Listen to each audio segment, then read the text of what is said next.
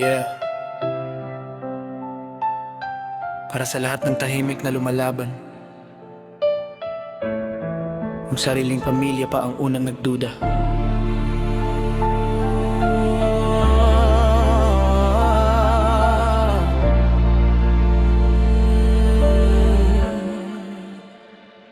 Tahimik lang ako pero handami kong dala mga sugat sa dibdib na hindi nila nakita. Bawat hagbang ko may tanong, may panghuhusga. Kaya mo ba talaga paulit-ulit na salita? Ako'y nagsikap kahit walang palakpak, pinilit ngumiti kahit puso'y wasak.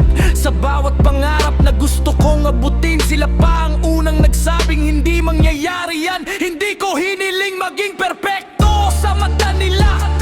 Ang gusto ko lang sana'y konting tiwala, pero bakit sa tuwing ako'y magsasalita parang kasinungalingan lahat ng sinasabi ko sa kanila? Mas masakit pa sa sugat ang pagdududa kapag galing mismo sa mga minamahal mo na. Tahimik ako, umiiyak sa bawat gabi, habang tanong ko sa sarili, bakit hindi nila makita?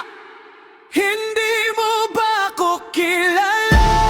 Ako pa rin to, di nagbago. Bakit bawat salita ko'y parang kasinungalingan? Bakit bawat pangarap ko'y walang paniniwala? Hindi ko kailangan ng palakpakan, kahit isang naniniwala. Ako lang dahil ang puso ko'y pagod ng lumaban kapag sariling pamilya ang kalaban. Lumaki akong bitbit ang pangalan nila, ngayon bakit ako'y parang hindi nila kilala? Lahat ng hirap ko, ako lang ang saksi, habang sila'y nakatingin lang sa mga mali. Hindi nila alam ilang beses akong bumangon, ilang gabi ring umiiyak nang walang tanong. Pinipilit kong maging sapat sa paningin nila, pero parang kahit anong gawin ko'y kulang pa rin pala.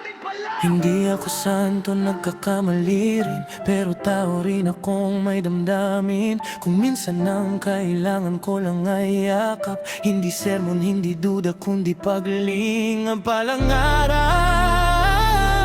Kapag nakita niyo ang bunga ng lahat ng paghihirap, hindi na ko maghahanap ng paliwanag, dahil alam kung ginawa ko ang lahat kahit walang naniwala.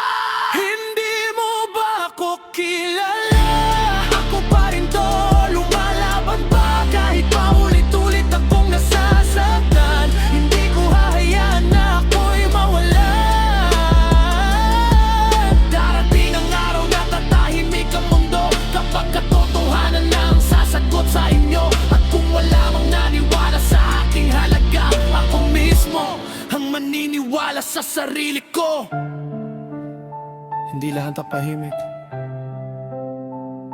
mahina. Minsan sila pa ang may pinakamalalim na sugat at balang araw. Ang taong hindi pinaniwalaan, siya rin ang magpapatunay ng lahat.